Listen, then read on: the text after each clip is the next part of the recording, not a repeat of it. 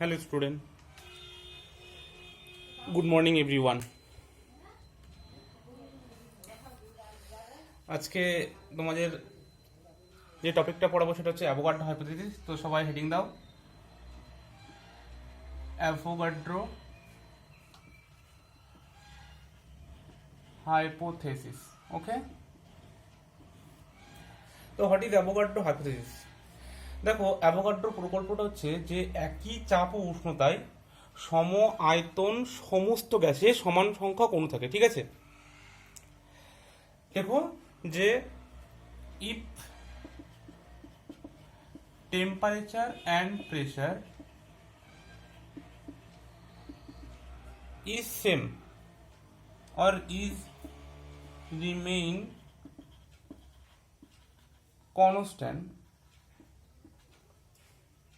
then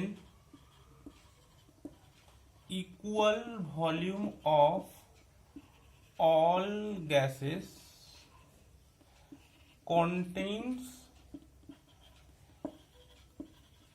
equal number of molecules. Okay.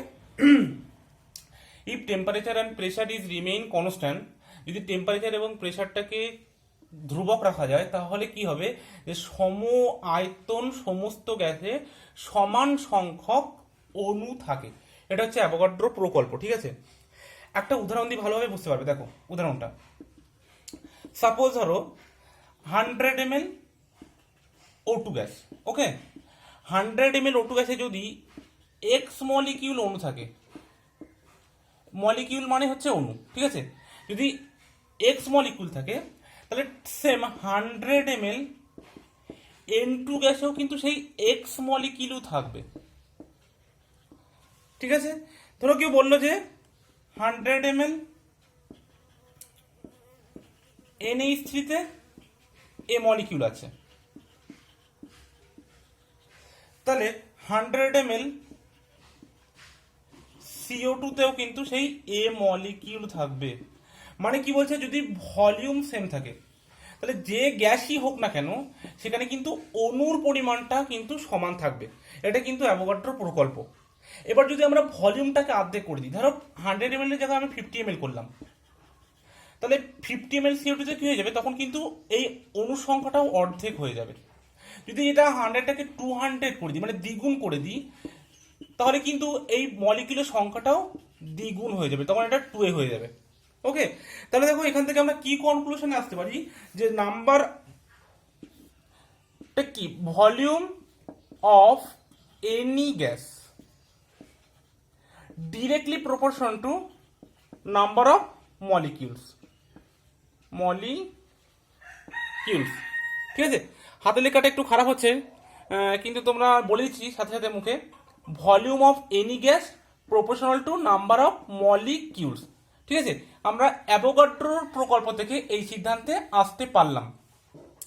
এবার একটা যেটা কোশ্চেন সেটা হচ্ছে যে অ্যাভোগাড্রো হাইপোথিসিস মানে অ্যাভোগাড্রো প্রকল্পটাকে কি সূত্র বলা যায়? দেখো, কোন একটা প্রকল্পকে সূত্র বলতে গেলে তার কিন্তু একটা পরীক্ষালব্ধ প্রমাণ থাকতে হবে। ঠিক আছে, কিন্তু অ্যাভোগাড্রো যে প্রকল্পটা তার কিন্তু কোনো পরীক্ষালব্ধ প্রমাণ এখনো পর্যন্ত পাওয়া যায়নি। ঠিক আছে, যার জন্য এটাকে কিন্তু আমরা পুরোপুরি সূত্র বলতে পারি না। ঠিক আছে, কিন্তু এর বিরুদ্ধে কোনো এখনো প্রমাণও পাওয়া যায়নি যে এটা ভুল, এবং দেখা গেছে যে বিভিন্ন রাসায়নিক বিক্রিয়ায় এই সূত্রটা মেনে চলে। ঠিক আছে, তাই জন্য এটাকে সূত্র না বলাও চলে। এবং অ্যাভোগাড্রো যে প্রকল্পটা, অ্যাভোগাড্রো প্রকল্প কিন্তু শুধুমাত্র গ্যাসের ক্ষেত্রে প্রযোজ্য। Avogadro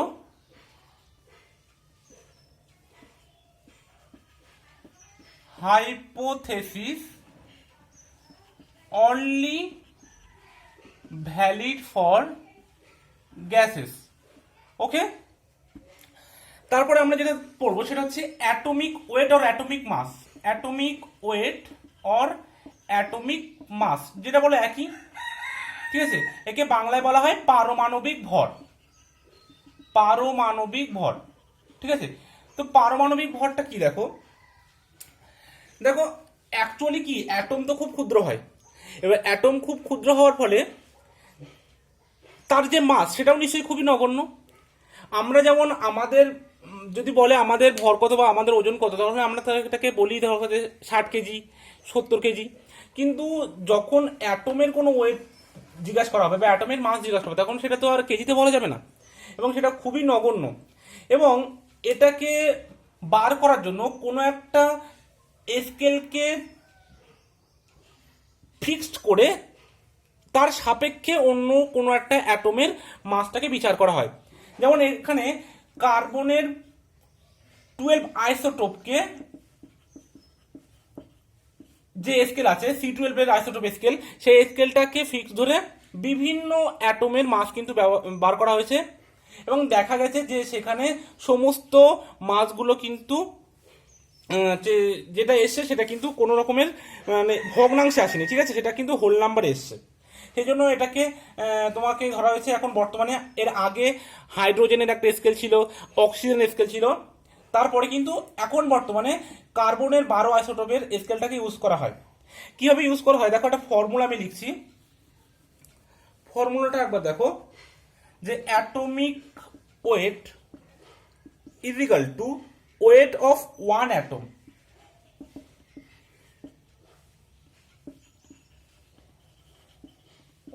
atom of an element, মানে কোনো একটি মৌলের একটি অ্যাটমের ভর বাই 1/12 ইন্টু ওয়েট অফ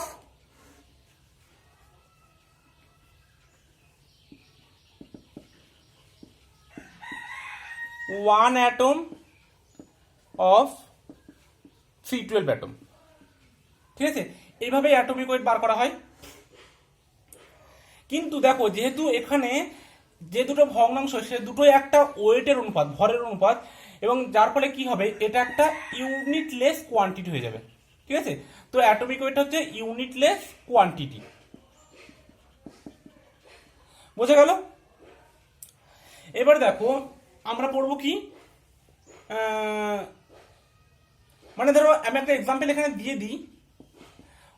ধরো অক্সিজেনের অ্যাটমিক ওয়েট বললো 16, তার মানে কি, যে অক্সিজেনটা C12 আইসোটোপে, কার্বনের যে 12 আইসোটোপ আছে তার 1/12 অংশের তুলনায় 16 গুণ ভারী, এবং এর কোনো কিন্তু একক নেই। নাইট্রোজেনের 14। ঠিক আছে, এটা ইউনিটলেস, এবং এদেরকে ইউনিটে আনার জন্য আরও একটা নতুন মানে সংজ্ঞা নেওয়া হয়েছে বা ইউনিট নেওয়া হয়েছে, সেটাকে বলা হচ্ছে অ্যাটমিক মাস ইউনিট বা ইউনিফাইড মাস। এটা বুঝলাম।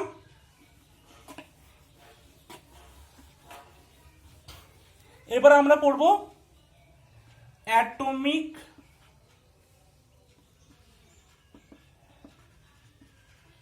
মাস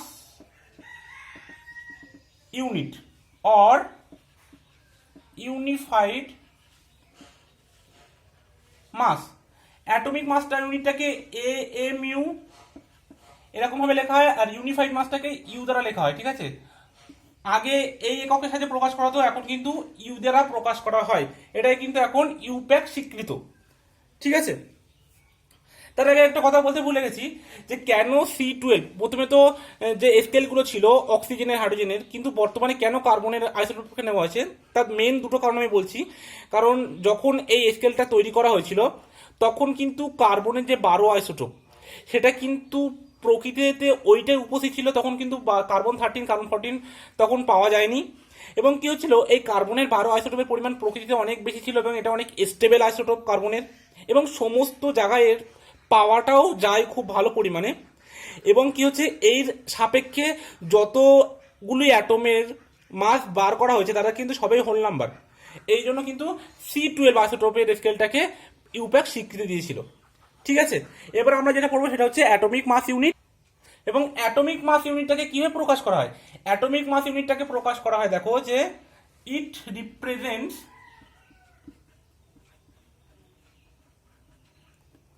represents the 1/12 part by weight of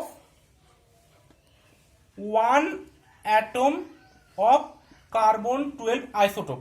ওকে, এই কার্বন 12 আইসোটোপের একটা মাসের 1/12 গুণ হিসেবে এই এএমইউ অর ইউ এটাকে প্রকাশ করা হয়। যদি আমি লিখি দেখো যে দেখো এবার কার্বন 12 যে মাস সেটা কত, দেখো এই বিভিন্ন অ্যাটমের মাস বার করার জন্য বিজ্ঞানীদের কাছে কিন্তু অনেক রকমের ইনস্ট্রুমেন্টাল বা এক্সপেরিমেন্টাল ইনস্ট্রুমেন্ট আছে, ঠিক আছে। তাদের মধ্যে আমি একটা বলেছিলাম যে মাস স্পেকট্রোগ্রাফ, যার সাহায্যে বিভিন্ন অ্যাটমের ভরগুলিকে খুব ভালোভাবে বার করা যায়। ঠিক তেমনিভাবে আমাদের সুবিধার্থে কার্বন 12 যে মাস সেটাকে কিন্তু 12 এমইউ ধরা ছিল, ঠিক আছে, বা 12 ইউ। তাহলে কি ধরা হয়েছিল না, দেখো 12 AMU আর 12 ইউ ধরা হয়েছিল কার না, ওয়েট অফ C12 আইসোটোপের, ঠিক আছে। এই আইসোটোপের ভরটাকে কিন্তু 12 ধরা হয়েছিল কার্বনের, এবং এটা ধরে অন্য বিভিন্ন অ্যাটমের কিন্তু মাসগুলো বার করা হয়েছে। তাহলে যদি কার্বন 12 ওয়েট যদি 12 এমইউ হয়, তাহলে এখান থেকে আমরা 1 এমইউ এর মান বার করতে পারবো। 1 এমইউ সমান সমান কত বলবো, তাহলে এটা এখানে যাবে 1/12 ইন্টু ওয়েট অফ 12 কার্বন, এখানে অ্যাটম লিখছি, আইসোটোপটাকে বারবার আর আইসোটোপ লিখছি না যেহেতু কার্বন অ্যাটম, যদিও এটা কার্বন 12 একটা কার্বনের আইসোটোপ, কিন্তু এটাকে আমি সুবিধাতে অ্যাটম লিখলাম, ঠিক আছে। তাহলে কত হলো 1/12 into weight of C12 atom. দেখো একটা C12 অ্যাটমের ওয়েটটা কত, একটা C12 অ্যাটমের ওয়েটটা কত। এবার দেখো এটাকে যদি আমরা দেখি তাহলে দেখো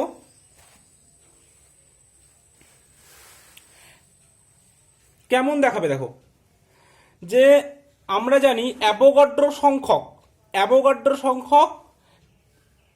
6.023 ইন্টু 10⁻23। অ্যাভোগাড্রো সংখ্যক C12 অ্যাটমের ওয়েট 12 গ্রাম, ঠিক আছে। তাহলে একটি C12 অ্যাটমের ওয়েটটা কত হবে, 12/6.023 ইন্টু 10⁻23 গ্রাম, ঠিক আছে। তাহলে সেটা কিন্তু এখানে পুট করতে হবে, তাহলে 1/12 ইন্টু 12/6.023 ইন্টু 10⁻23 গ্রাম। তার মানে এখান থেকে আমি যদি কাটাকুটি করে দিই তাহলে বার হবে 1.6605 ইন্টু 10⁻24 গ্রাম, ঠিক আছে। তাহলে আমরা এখান থেকে 1 এমইউ এর মান বার করলাম এত গ্রাম, এটা বুঝলাম উপরেরটা। So 1 AMU is equal to 1.6605 into 10⁻24 গ্রাম। এটা কিন্তু সবাই মুখস্থ করে রাখবে একদম, ঠিক আছে। এই ভ্যালুগুলো সবার জন্য মনে থাকে, এগুলো সব মনে রাখবে। কিভাবে আসলে সেটা বার করে দিলাম। এবার দেখো আমরা বিভিন্ন রিলেশনগুলো বার করব, ঠিক আছে। দেখো রিলেশন,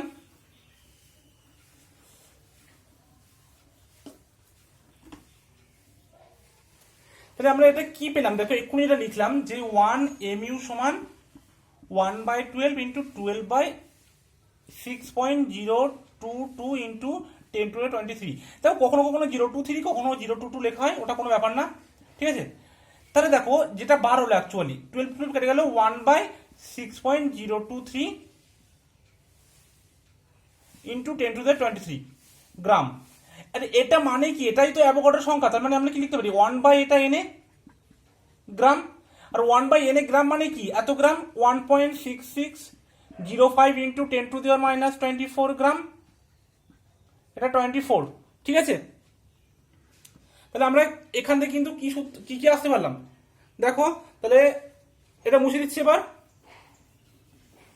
দেখো যেটা আসতে পারলাম যে 1 AMU ইকুয়ালস টু 1 ইউ, আমরা লিখতে পারি যে এমইউ এখন একটা ইউ দেওয়া প্রকাশ করা হয়, তার মানে কি 1/na গ্রাম, আর 1/na মানে কি এটা 1.6605 ইন্টু 10⁻24 গ্রাম, এটাও সবাই মনে রাখবে। ঠিক আছে, তারপরে হেডিং দাও relation between AMU, gram and mole. ঠিক আছে, এটা বুঝলাম। তারপরে হেডিংস দাও রিলেশন বিটুইন, সবাই হেডিংটা দিয়েছে relation between AMU or U, atomic mass unit or unified mass, gram and mole. দেখো এমইউ ইউ আর গ্রাম তো সম্পর্কে তোমাদেরকে বললাম, মোলটা সম্পর্কে তেমন কিছু বলিনি, কারণ মোলটা আমরা নেক্সট দিন পড়বো। তবু তার সম্পর্কে একটু বলে রাখি। দেখো মোলটা কি জিনিস, মোলটা হচ্ছে একটা ইউনিট। মোলটা হচ্ছে কি, mole is a unit to represent the quantity of a substance. ঠিক আছে, কোনো একটা সাবস্ট্যান্সের কোয়ান্টিটি প্রকাশ করার ইউনিট হচ্ছে একটা মোল। যেমন ধরো যদি বলা হয় যে 1 মোল অ্যাটম বা 1 মোল পার্টিকেল, তার মানে কতগুলো পার্টিকেল না 6.022 ইন্টু 10⁻23 এত সংখ্যক পার্টিকেল। 1 মোল মানেই অ্যাভোগাড্রো নাম্বার সংখ্যক পার্টিকেল। বুঝে গেল? এই পার্টিকেলগুলো কি হতে পারে, অ্যাটম হতে পারে, পার্টিকেল মানে সেগুলো মলিকিউল হতে পারে, পার্টিকেল মানে সেগুলো আয়নস হতে পারে, পার্টিকেল মানে সেগুলো যেমন আরো যেমন আছে প্রোটন হতে পারে, ঠিক আছে, ইলেকট্রন হতে পারে, যাই হতে পারে। পার্টিকেল মানে সেটা এত কিছু হতে পারে। তাই সেটা সম্বন্ধে বলে দিলাম যে মোল জিনিসটা কি। এবার যে আমরা রিলেশন, সেই রিলেশনে আসছি, এটা বুঝলাম। ঠিক আছে, দেখো যে আমরা কি ধরেছি, যে mass of one atom, mass of one atom কত ধরেছি,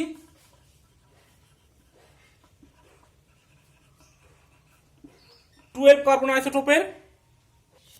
দেখো mass of one atom of C12, দেখো এটার মাস কিন্তু 12.01 ইউ, কিন্তু আমাদের ক্যালকুলেশনের সুবিধার্থে সেটাকে কিন্তু শুধু 12 ধরা হয়েছে। কিসের জন্য না, আমাদের ক্যালকুলেশনের সুবিধার্থে। আবার দেখো যদি আমরা তাহলে একটা অ্যাটমের যদি 12 ইউ হয়, তাহলে এন এ সংখ্যক অ্যাটমের কত হবে, 12 ইন্টু এন এ, তাই তো? তাহলে এই আমরা কি জানি, অ্যাভোগাড্রোর সংখ্যক অ্যাটম মানে আমি কি বললাম, 1 মোল অ্যাটম। তাহলে 1 মোল অ্যাটমের ভরটা কত হবে, ওই একই হবে 12 ইন্টু এন এ। ঠিক আছে, এত ইউ, এটা হচ্ছে ইউনিট। তাহলে এটাকে আমি 1 নম্বর সমীকরণ দিলাম। আবার কি জানি আমরা, একটু আর কি দেখলাম যে অ্যাভোগাড্রোর সংখ্যক কার্বন আইসোটোপের ভর কত, 12 গ্রাম। দেখো অ্যাকচুয়ালি কি হয়, যে আমরা যেটা অ্যাটমিক মাস বা অ্যাটমিক ওয়েট যেটা বার করছিলাম, সেটা কিন্তু একটা আপেক্ষিক ভর, তার কিন্তু কোনো ইউনিট ছিল না। এবং যদি কোনো তাকে যদি আমরা প্রকৃত ভরে প্রকাশ করি, তাহলে কিন্তু সেটাকে একটা ইউনিট যোগ করা হয়। ঠিক আছে, তো সেখানেই কার্বন 12 আইসোটোপের মাসটাকে 12 গ্রাম ধরা হয়েছিল। ঠিক আছে, যেটা 1 মোলের। তাহলে এখানে যেটা যদি 2 নম্বর ইকুয়েশন দিই, তাহলে ইকুয়েশন 1 আর 2 থেকে কি পাচ্ছি, যে 12 ইন্টু এন এ সমান সমান 12 গ্রাম। এর ইউনিট কি ছিল, ইউ। তাহলে দেখো এই 12 কেটে গেল, তাহলে এই ইউ 1 ইউ সমান সমান কি দাঁড়ালো, এই এন এটা এই পাশে গেলে 1/এন এ গ্রাম, যেটা একটু আগে কিন্তু আমি দেখিয়েছিলাম ওখানে। আর 1/এন এ মানে কত সেই লিখেছিলাম, যে 1.6605 ইন্টু 10⁻24 গ্রাম, কি তাই তো? তাহলে দেখো আর একটা জিনিস দেখো, আমরা কি জানি যে 1 ইউ, তাহলে আমরা কি জানি যে কোন একটা মাসে, কোন একটা অ্যাটমের মাসটাকে আমরা দুটো ইউনিটের সাথে প্রকাশ করতে পারি। তাহলে এগুলো কিন্তু সব মুছে দিলাম। ঠিক আছে, দেখো সেটাকে অ্যাটমিক মাস ইউনিট, ঠিক আছে, অ্যাটমিক মাস ইউনিট দ্বারা প্রকাশ করতে পারি। আবার 1 গ্রাম পার মোল এর সাহায্যে কিন্তু প্রকাশ করতে পারি। ঠিক আছে, মানে একটা গ্রাম পার মোল ইউনিট, আর একটা হচ্ছে শুধু ইউনিফাইড মাস। এবার মনে আসতে পারে তোমাদেরকে যে 1 গ্রাম পার মোলটা কিভাবে আসলো। দেখো আমরা এক্ষুনি যেটা লিখলাম, ওয়ান ইউ সমান সমান কি 1/na গ্রাম, আর na মানে কি মোল, তাহলে 1 এটা যদি গ্রাম হয় আর এটা যদি মোল হয় তাহলে কি বলতে পারি যে 1 গ্রাম পার মোল, এখান থেকে এটা আসলো। ঠিক আছে, এইবার দেখো দুটো জিনিসের মধ্যে কি তফাৎ। যদি ইউ বলা হয় তাহলে বুঝতে হবে যে একটি অ্যাটমের মাস, ঠিক আছে, মাস অফ ওয়ান অ্যাটম। ওকে, তাহলে কি বললাম যে দুটোর এই যে নিউমেরিক্যাল ডাটা এই দুটো কিন্তু সেম, কিন্তু এই যে ইউনিটটা ডিফারেন্ট হয়ে যাচ্ছে, ইউনিটটা ডিফারেন্টের জন্য কিন্তু নাম্বার অফ অ্যাটমসটাও ডিফারেন্ট হচ্ছে। দেখো 1 ইউ মানে কি বললাম তাহলে যে mass of one atom, mass of one atom. কিন্তু 1 গ্রাম পার মোল, যে গ্রাম পার মোল যখন দিবে তখন হচ্ছে মাস অফ 1 মোল অ্যাটম। ঠিক আছে, তাহলে দেখো এই যে দুটো ডাটা, এটা 1 এটা 1, নিউমেরিক্যালি সেম, বাট ইউনিট আলাদা হওয়ার জন্য কিন্তু এদের নাম্বার অফ অ্যাটমস ডিফারেন্ট। ঠিক আছে, এদের মধ্যে কিন্তু তফাৎ শুধু এইটুকু, এটা জেনে রাখবে। ঠিক আছে, তাহলে নিউমেরিক্যালি ডাটা সেম বাট তাদের নাম্বার অফ অ্যাটমস ডিফারেন্ট, কেন? তাদের ইউনিটটা ডিফারেন্ট বলে। এবার আমরা এতক্ষণ যেগুলো বললাম তার একটা জিনিস দেখো যে অ্যাটমিক ওয়েটের সাথে এমনি প্রকৃত ভরের কি সম্পর্ক। দেখো যদি কোনো একটা, আচ্ছা এটা বুঝলাম, দেখো হয়তো একটা অ্যাটমের মাস বার করতে পারলো, কোনো একটা এলিমেন্টের mass of one atom of any element. ঠিক আছে, mass of one atom of any element equals to কি atomic weight into one AMU বা 1 ইউ। তাহলে দেখো ধরো সাপোজ ধরো অক্সিজেনের অ্যাটমিক ওয়েট কত বলেছি 16, তাহলে ওই অ্যাটমিক ওয়েট যদি 16 হয় তাহলে ওর মাসটা কত হবে, অক্সিজেনের একটা অ্যাটমের মাস কত হবে 16 ইন্টু 1 এম ইউ বা ইউ। এবার 1 এম এর মান কত জানি আমরা 16 ইন্টু 1.6605 ইন্টু 10⁻24 গ্রাম, তাহলে এত গ্রাম বার হলো। বোঝা গেল কি? তাহলে আমরা একটা জিনিস দেখো, অ্যাটমিক ওয়েট কিন্তু অনেক বেশি, কিন্তু যখন ওর একটা অ্যাটমের মাস বার করতে হবে সেটা কিন্তু অনেকটা কমে যাচ্ছে, যেটা স্বাভাবিক নিয়মে হয় সেটাই হলো। বোঝা গেল? তাহলে এটাই হচ্ছে প্রকৃত ভর আর তোমার এমনি অ্যাটমিক ওয়েটের মধ্যে একটা রিলেশন। ঠিক আছে, দেখো এখানে আমরা এতক্ষণ পর্যন্ত যেগুলো শিখলাম তাদের একটা সামারাইজ করে নিলাম। Mass of one atom of C12 atom, C12, তাহলে তার একটা C12 এর মাস কত ছিল 12 mu or 12 u, আর 1 মোলের কি ছিল অ্যাভোগাড্রো সংখ্যক পার্টিকেল মানে কি বলেছিলাম অ্যাটমস, আয়নস, মলিকিউলস এটসেট্রা। আর 1 ইউ মানে কত গ্রাম বার করেছিলাম যে 1.6605 10⁻24 গ্রাম, সেটা মানে 1/na গ্রাম, আর na মানে হচ্ছে মোল, তাহলে সেখান থেকে ভালো হলো 1 গ্রাম পার মোল। এবার দেখো নাম্বার অফ মোলস থেকে কিভাবে ভলিউমে, কিভাবে নাম্বার অফ পার্টিকেলসে এবং কিভাবে মাসে ইন্টারচেঞ্জ করা যায় তার একটা সূত্র দিয়েছি, যে নাম্বার অফ মোল থেকে এনে গুণ করলে নাম্বার অফ পার্টিকেল বার হবে, যদি নাম্বার অফ পার্টিকেল দিয়ে যায় সেখান থেকে আমরা এনে ভাগ করে দিই তাহলে নাম্বার অফ মোল বার হবে। তারপরে দেখো নাম্বার অফ মোলস থেকে মাস, যদি নাম্বার অফ মোলসের সাথে মোলার মাস গুণ করে দিই তাহলে আমাদের সেই পার্টিকেলের মাসটা বার হবে, যদি মাস থেকে আমরা মোলার মাসটা ভাগ করে দিই তাহলে আমরা নাম্বার অফ মোল পাবো। এবার দেখো ভলিউম থেকে যখন আমরা নাম্বার অফ মোলস পাবো তখন 22.4 দিয়ে ভাগ করব, আর যখন 22.4 গুণ করবো তখন নাম্বার অফ মোলস থেকে আমরা ভলিউমটা পাবো। ঠিক আছে, এটার একটা কন্ডিশন হচ্ছে এসটিপিতে 273 কেলভিন টেম্পারেচার এবং প্রেসারটা হতে হবে 1 atm। ঠিক আছে, আর যদি এই কন্ডিশন একটাই মানে এসটিপিতে 273 কেলভিন আর চাপটা যদি 1 বার হয় তখন এই 22.4 এর বদলে আমরা লিখবো 22.7, জাস্ট, আর কিছু না। ঠিক আছে, এটাই। তারপরে দেখো তোমরা এই তিনটে বাড়ির কাজ করলে মোল, ইউনিফাইড মাস এবং গ্রাম, এই তিনটে জিনিস যে কি বোঝাতে চেয়েছে সেটা তোমরা অবশ্যই বুঝতে পারবে। তো এই তিনটে তোমাদের বাড়ির কাজ থাকলো। Thank you everybody. আজকে তাহলে ক্লাসটা এখানেই শেষ করছি, পরের ভিডিওতে আবার কথা হবে।